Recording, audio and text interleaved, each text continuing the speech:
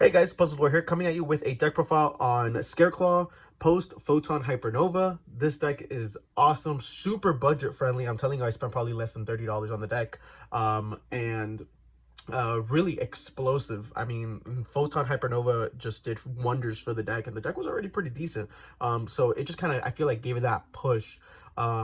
Please stay tuned for the end of the video. I'm gonna be having a surprise message. I did pass 100 subscribers, so I want you guys to stay tuned for that.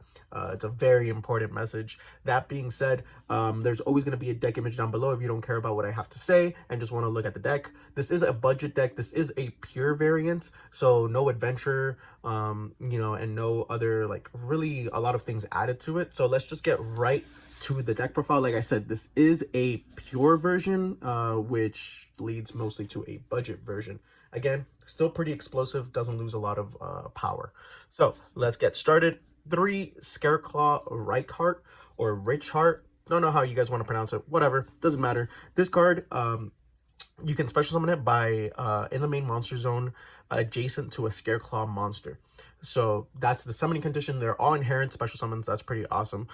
And then you can only special summon it once per turn. They all share that clause, by the way. And then if this card is normal or special summoned, you can add 1 Scareclaw Spoiler Trap from your deck to your hand. Then if 3 or more defense positions are on the 3 defense position monsters are on the field, you can draw a card. So that not only includes from your field, but from your opponent's field as well. You usually want to special summon him out last if you can, just to kind of get that plus. The whole point of the deck is essentially to keep your opponent's monsters and your monsters as well in defense position, and then letting Tryhard deal the game-winning attack. So 3 Reichheart, 3 Astra. Astra is my favorite one. Essentially, again, same exact thing. You special summon it next to a Scareclaw, essentially. And then Astra's effect is that your Scareclaw monsters in your extra monster zone can attack a number of times each battle phase, up to the number of defense position Scareclaw monsters you control. So it's very normal board with the combos to, well, I'm saying combos, but honestly just get to Tryhard fast, and there you go. This is like a Tryhard turbo. I mean, every Scareclaw deck is a Tryhard turbo, but I digress. Anyway, so if you control like a Reichheart and an Astra in defense position, your Tryhard can attack twice. And yeah, there's those are for the Scareclaws. 3 Balone, or Baloney, whatever. Baloney. Again, special summon it in a adjacent to a Scareclaw, and a Scareclaw monster in your extra deck monster zone can inflict piercing damage. This is how you OTK like these 2 cards. So even if you have these 2 cards in defense position, this allows you to attack twice because you control 2 Scareclaw monsters in defense, and Balone lets you inflict piercing damage, and your Tryhard gets really big really fast. You might ask how? Well, very simple. Acro, same exact thing, lets you special summon itself next to a Scareclaw, of course, and then this one gains your Scareclaw monster in the extra deck monster zone gains 300 attack for each defense position monster you control. So again, a very common board is having an Acro in defense, a Balone in defense, and an Astra in defense. So those are 3 monsters in defense position. You multiply that, that's 3, 6, 9. That's 900 plus your 3k on Tryhard. That's 3900. That it also inflicts piercing damage, and it also inflicts can attack multiple times during the turn. If you guys haven't really gotten the gist of the deck, this is more than likely a going second deck, because you do want to go for that OTK. It's a very fast-paced deck, but it doesn't get left behind if you do not achieve that OTK, or if you get forced to go first. By the way, this deck, I always try my best to go second. I like to OTK, essentially. For the last of the Scareclaw monsters, I'm running 2 Scareclaw Kashtira. This is a new card from Photon Hypernova. This card is great. Essentially, again, it doesn't have the clause that you can special summon it by itself. Actually, it has a quick effect that during the main phase, you can special summon this card from your hand, and if you do, banish 1 Kashtira or Scareclaw card, meaning any spells that mention Scareclaw or anything like that, or any monsters that you don't see yourself using, and then special summon out in defense. And then while this card is in face-up defense position, it does apply its defense for damage calculation, meaning that it can attack. And if your Kashtira or Scareclaw monster battles an opponent's monster, that opponent's monster's effects are negated until the end of this turn. That is a lot of that gets a lot of people, honestly. Like during the battle phase, they're like, okay, cool, you know, you have Kashtira, Scareclaw, Kashtira in defense, you attack for 26, not only with your 3000 tryhard, but it also makes your opponent's effects negated until the end of the turn. The monster effects negated until the end of the turn that it battles. That is insane. This card is fantastic. You only need to run a 2-off because, again, it is searchable via Primitive Planet. So you don't really need to run multiples of these, but 2 I feel is the perfect number. I don't recommend 3 at all. And I guess for the last mandatory Scareclaw, the one Vista Starfrost. Vista Starfrost, essentially you're only using it here for the fact that you can turbo out Tryhard. Essentially it's a level 6 tuner. If this card's in your hand, you can target one monster you control with a different type and attribute than this card, destroy that monster, and if you do, special summon this card. That honestly is the only effect you use.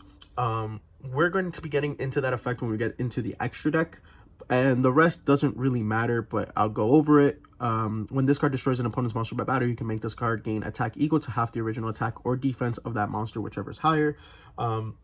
You barely ever use that effect. You either honestly synchro with this card, or you use it as link fodder for tryhard. That is it for the Scareclaw monsters. So pretty big Scareclaw. You kind of just want to, as much as possible, to like turbo things out. For the support cards that I decided to run, this could be anything you guys want. I'm running 3 Alpha, the Master of Beasts. This card is insane in this deck because all your Scareclaws are beasts or beast warriors. So this card is just another really good card to special summon and just like non-target, like make your opponent like bounce to the hand, you know what I mean? So this card is really, really good, even if you just want to special summon him by himself and then target, like not target itself, but bounce him back, and then your opponent, you bounce whichever one your opponent wants. Again, non-targeting, so the bounce is non-targeting. But also all your Scareclaw monsters are beast warrior. Like I said, I mentioned this card also helps you go for OTKs, or essentially by you, if you have tryhard on the field, it does special summon on defense, but it also activates things like Rykard to let you draw, or makes Planet active to let you pop a card on the field, because you have to control 3 or more defense position monsters. Oh, I'm sorry, 3 or more defense position monsters have to be on the field to activate that effect. This card can also be Nibiru if you guys want. I just opted to use this because I can kind of continuously reuse it. I can special, bounce, and then special again, and just kind of have another body to make my my OTKs easier. So I highly recommend Alpha Master of Beast in this deck. Again, you can run Nibiru or any other hand trap, but Alpha has been just fantastic for me. For the rest of the monsters, I'm just running the 3 mandatory Ash Blossom. I think this is a format for Ash Blossom. Ash Blossom is fantastic, allowing you to stop a couple of the Kashtira spells, allowing you to stop the Sprite starters, allowing you to stop, you know, any type of pesty runic cards. Like, this card is really good, honestly, this format, and it was my hand trap of choice. Those are the last of the monsters. Like I said, Alpha can be supplemented by Nibiru if you guys want, or any other hand trap that you guys feel more comfortable running in the deck. So for the spells, I'm running the 3 of the field spell, 3 Primitive Planet Arachnophobia. So a lot of profiles run this at 2. Very easily understandable, but honestly, this card helps you in the grind game. It is fantastic, and plus the other decks are running Scareclaw Decline. I do not like that card. I don't think that card's very good because you need to kind of have it set up, and I don't like that. Planet Arachnophobia kind of does things by itself. So when this card is activated, you can add 1 Scareclaw monster or Vista Starfrost from your deck to your hand. And monsters your opponent control lose 100 attack and defense for each defense position monster on the field. So it stacks up rather quickly, especially with tryhard. If 3 or more defense position monsters are on the field, meaning your field and your opponent's field, doesn't matter, you can target 1 card your opponent controls and destroy it. So that is insane. There's a lot of ways to, honestly, again, facilitate the OTK, to kind of control the board. That's why I consider this deck a going second deck, just to kind of mess with your opponent and stuff like that. So 3 of the Primitive Planet. Again, some people I see run 2. with the decline, but I don't like decline. I like 3. It helps with the grind game. I think it's a really good card in general. Yes, you kind of want to, it's very easily searchable with the little chibi one, which, what is it? It's Lightheart. But again, just having 1 if Lightheart gets ashed or impermed or something is still really, really good.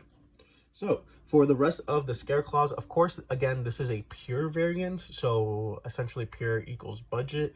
I'm running 3 Scareclaw Arrival. Again, in most, I guess you could say competitive, even though this deck is already competitive as it is, even pure variant, most people run this at 1 or 2. So Arrival essentially states it's a monster reborn. You can target 1 Scareclaw monster or Vista Starfrost in your graveyard, special summon it in defense position. If a Scareclaw link monster you control will be destroyed by battle or by card effect, you can banish this card from your graveyard instead. You can only use that effect once per turn, meaning that this is a, like, you can monster reborn. You can activate this card however many times a turn to monster reborn. You can just use its protection effect only once per turn. So if you open up double, you can activate both of them and monster reborn a Scareclaw from your graveyard. So this is just additional like link climbing fodder. Remember, you want to turbo out Tryhard as fast as possible to OTK, and this also just protects your Tryhard. Speaking about protection, we are running 2 Scareclaw Defanging.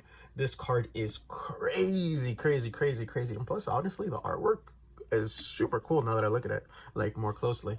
So essentially it's a continuous spell card. Your opponent cannot target Scareclaw link monsters or Vista Starfrost you control with card effects. Also, they cannot be destroyed by your opponent's card effects. So essentially means this and Tryhard on the field is going to be a really bad time for the opponent. Tryhard's biggest like annoyance was, you know, effects that targeted it or anything like that in the graveyard or in the hand. So that kind of sucked. But this facilitates that. Not only that, this also has an added effect of banish any monster destroyed by battle with a Scareclaw link monster or a Vista Starfrost you control. Excuse that. So you can also banish 1 Scareclaw link monster from your field or graveyard, target one card your opponent controls, destroy it. That card is insane because once you finish using your Lightheart is going to be in the graveyard, and it's probably going to stay there in the graveyard because you're going to use its effect, because you can only use its effect once per duel. I'll go over it now. So it's going to be in the graveyard just doing nothing, so you can just banish that, pop a card. Don't forget Recnophobia also pops a card on the field. And you also, with this, a good combo is having this with obviously Tryhard and then having having Kashtira, Scareclaw Kashtira, because the last sentence is that if your Kashtira or Scareclaw monster battles an opponent's monster, that opponent's monster's effects are negated until the end of the turn. Excuse me. So yeah, Defanging is crazy good in this deck. And for the last Scareclaw spell card I am running the 1 Straddle. Essentially this is a quick play spell card, so you can activate 1 of the following effects. You can target 1 Scareclaw monster or Vista Starfrost monster you control, and that monster gains attack equal to your opponent's monster attack or defense, whichever one is higher. I don't really use that effect. I use the second effect, which is when a card or effect is activated that targets a Scareclaw monster or a Vista Starfrost, you can negate that activation. I'm sorry, negate that effect, not the activation. So like if my opponent, you know, when they summon Sornier, they try to crash Sornier or they try to destroy it or anything like that, and then Sornier's effect activates in the graveyard, normally your Tryhard will, you know, get sent to the graveyard. But since Sornier targets, I can quick effect Straddle if I don't have Defanging already on the board. So again, I'm just trying to kind of protect the castle, try to protect the king being Tryhard. So that is it for the Scareclaw spells. Let's go for the rest of the spells. We are going to Book of Eclipse. 3 Book of Eclipse. Obviously, Book of Eclipse in this format is crazy good, and this deck it's even better. So essentially it works almost like a Dark Ruler No More for this deck. You can activate this during draw phase, and your opponent flips all their monsters face down. They have no effects, and then you can just go through your combo, get Tryhard out, and then, you know, try to special summon it out with a Scareclaw Kashtira and Defanging and go for OTK. and it's just really good. Like, this card doesn't have any negative impact in this deck. I think this card was honestly made for this deck, and it's just ironic that this card is so good in this format, especially. So 3 Book of Eclipse, 2 Dark Ruler No More. I was running 3, but then I was running a 41 card deck. I didn't really like that, so I'm running a 40, obviously. 2 Dark Ruler No More. I think it's perfectly fine just to kind of get, if you don't draw into Book of Eclipse or something like that, Dark Ruler No More just helps you, again, break boards to set up your board, because this deck is really good at breaking boards. Yes, you want to go for the OTK, but you can also very much disrupt your opponent and pass it over and, you know, wait a turn or two to really get that turn kill. I'm also running 3 Link into the Veins. So, this card, like, I see some people play it, I see some people don't play it. Obviously, this is a pure version. This card is so good. Essentially, it states that special summon 1 monster from your hand, but negate its effects. Then immediately after this effect resolves, Link summon 1 Link monster using the monsters you control as material, including that monster. This Link summon cannot be negated. Also, your opponent cannot activate cards or effects when that Link monster is summoned this way.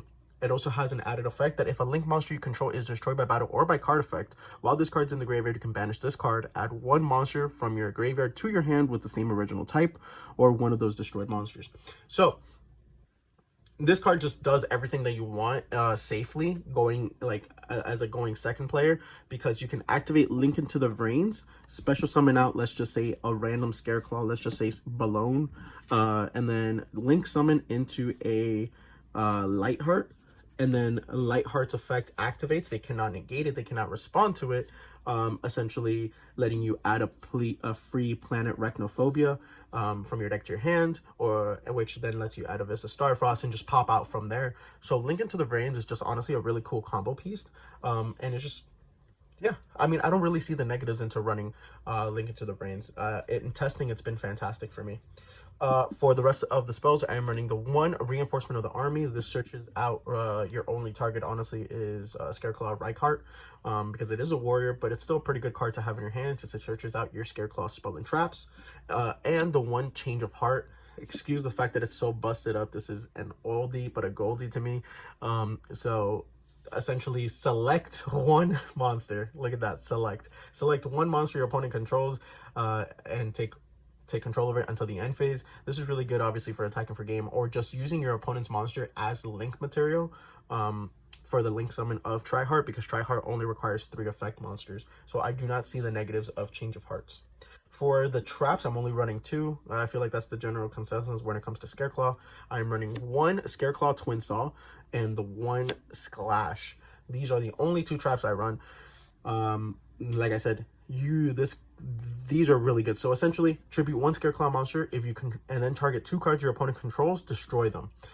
If you do, and then if you control a Vista Starfrost, you can banish those destroyed cards instead of sending them to the graveyard. That's pretty cool. Honestly, it's just a destruction effect. It's an Icarus attack, essentially. It's a very searchable Icarus attack. But it also has the benefit, the added effect, that if a Link 3 or higher monster on the field, you can banish this card from your graveyard. For the rest of this turn, neither player can activate the activated effects of Link monsters on the field, because Triheart is unaffected by defense position monsters. But since Links cannot be in defense position, well, Links were kind of the only out to Triheart. Well, Links, graveyard effects, or hand effects were the outs to Triheart. So this just removes one of those things. So having this with the defanging on the field is so good. It's so fantastic. And you're always going to have fodder for Twin Saw. Splash is essentially your Omni. You have to activate it during draw phase, so that, because it has to be face up to activate the last sentence. Essentially, the first sentence doesn't really matter, but the last one is what matters. So when your opponent activates a card or effect while you control a Scareclaw monster in the extra monster zone, you can send this card face up, card to the graveyard to negate that effect. So yeah, that's just the one. Yeah, I only ever see myself really running the 1 each. So that is it for the deck. It's a 40 card main. Let's get to the extra deck. The extra deck honestly does not matter at all. I don't really use a lot of the cards. The only cards that I use are 3 Scareclaw Chibi, essentially. 3 Lightheart. This is one of your essential parts into going into Triheart. this is a combo piece essentially. So you require one Scareclaw monster or one Vista Starfrost, and then for the link summon of this card, you can only use monsters in your main monster zone as material. If this card is link summoned in the extra monster zone, you can add one Primitive Planet Rectophobia from your deck to your hand. And if you control a Vista Starfrost, you can special summon this card from your graveyard. You can only use this effect once per duel. Essentially, the combo is summoning this in the extra monster zone, using its effect, adding Rectophobia back to your hand, activating Rectophobia. Rectophobia adds a Vista Starfrost from your deck to your hand, activating Vista Starfrost, destroying your Scareclaw Lightheart to the graveyard, special summoning it, and then Scareclaw Lightheart activates in the graveyard to special summon itself. There you have two materials for Tri-Heart. It's essentially a one card Tri-Heart. So that's essentially it with that. So that's the 3 Lightheart. Obviously, the boss monster of the deck. You're gonna turbo into this 100% of the time. 3 Tri-Hearts. You can run 2, but honestly, the extra deck for me doesn't really matter too much.